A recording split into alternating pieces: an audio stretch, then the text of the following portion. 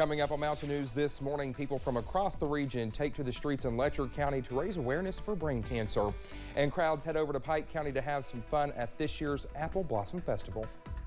Dedicated to Eastern and Southern Kentucky, this is WYMT Mountain News this morning. All right, it's almost 6:32. I'm Dakota Makris. Good morning.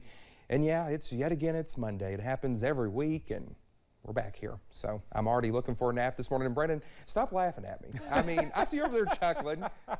I'm already thinking about my car nap that Listen, I take. you have talked about taking a nap and sleeping, and it's been comical. Sure. Well, I went to bed. I know this is probably. I went to bed around 9 last night, or maybe 10ish, and that is so late for me. That's so late. So I'm just dragging this morning. What time did you get up?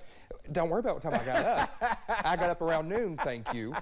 Around noon? Sure did. Well, I woke up like, No, I'm talking about this morning. Oh, this morning? Oh, like 3:30.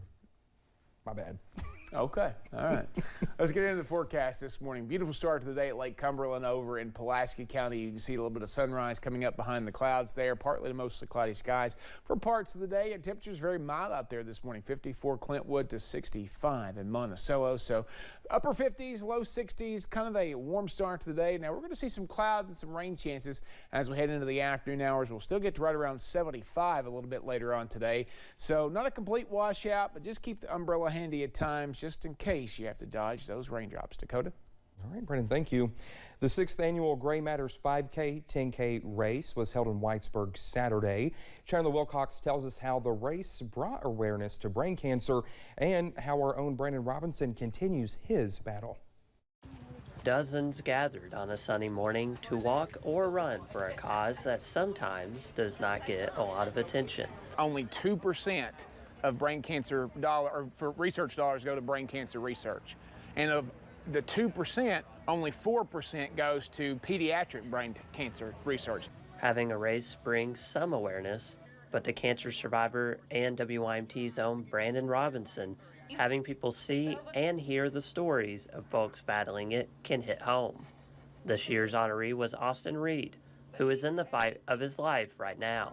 Austin's story, I believe, is special because he's overcame so much in his life already, just to be impacted again by a disease that can work so fast that by the time you almost got it beat back, it's back again.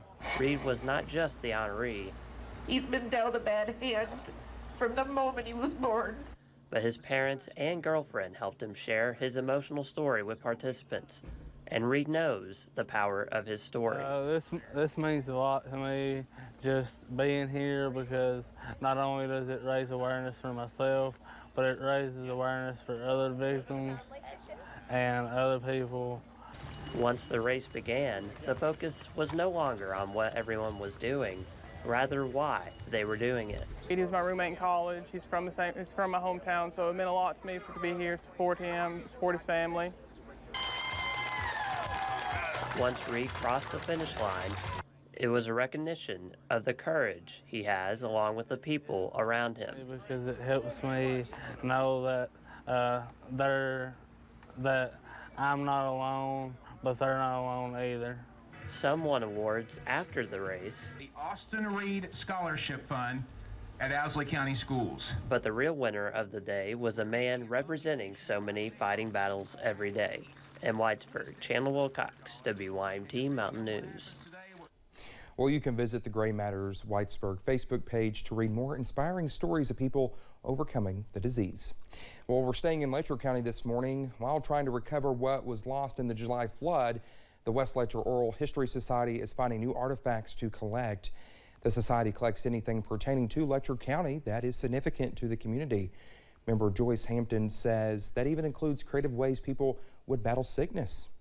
We're trying to find all the mountain old-time cures that people in this area used when there were not many doctors around.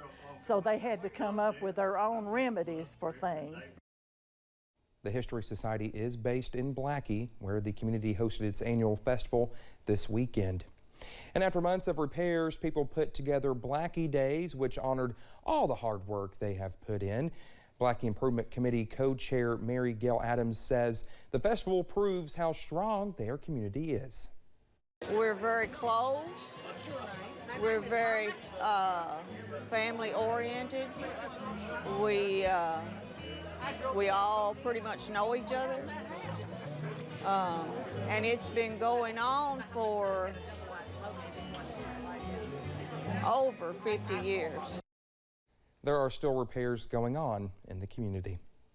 One small town in Pike County hosted its annual festival this past weekend. Jordan Mullins has more from Elkhorn City's Apple Blossom Festival and what it means for those who call the community home. Elkhorn City and its annual Apple Blossom Festival started out in a small parking lot. 45 years ago, the late Jim Anderson started this festival for everybody to be able to come into town, bring revenue in, and associate with everybody. And bloomed into what it is today. On Friday and Saturday, hundreds paid a visit to the small Pike County community, bringing in business for brick and mortar locations and mobile vendors alike. It's bringing in new customers into her shop that's not from maybe around here, specifically in Elkhorn. And bringing the community together. It's awesome to watch the little kids come out here and enjoy themselves, and the older people and just everybody to come back together as a community. Hoping to help the small town grow. I'm just looking forward to more things, more new exciting things coming, and hopefully there'll be lots more, and the festival will continue to grow and bring in more tourism and more people in to enjoy this beautiful city that we live in. Celebrating spring with plenty of family fun. In Pike County, Jordan Mullins, WYMT Mountain News. Well, Rhonda Blackburn's lived in Elkhorn City for many years and says the festival and the community were impacted by the pandemic, but she's seen growth throughout 2022 and 2023. Hazard Community and Technical College hosted its first golf scramble in more than a decade. More than 50 businesses sponsored the event and dozens participated. HCTC President Dr. Jennifer Linden says HCTC was excited about the turnout and what could come from it.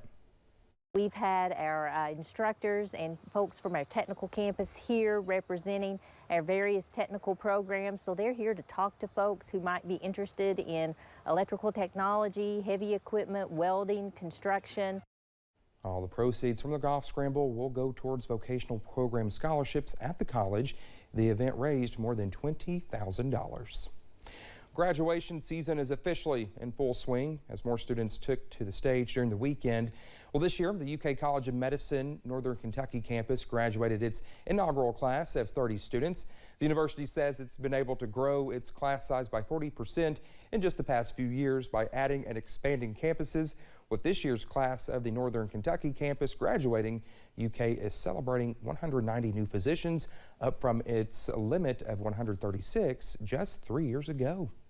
And celebrations weren't only in Lexington, with students down Interstate 64 also celebrating a milestone. Morehead State University hosted its spring commencement on Saturday. University President Dr. Jay Morgan presided over more than 800 graduates receiving their degrees. That also includes the commissioning of 4 ROTC officers into active service.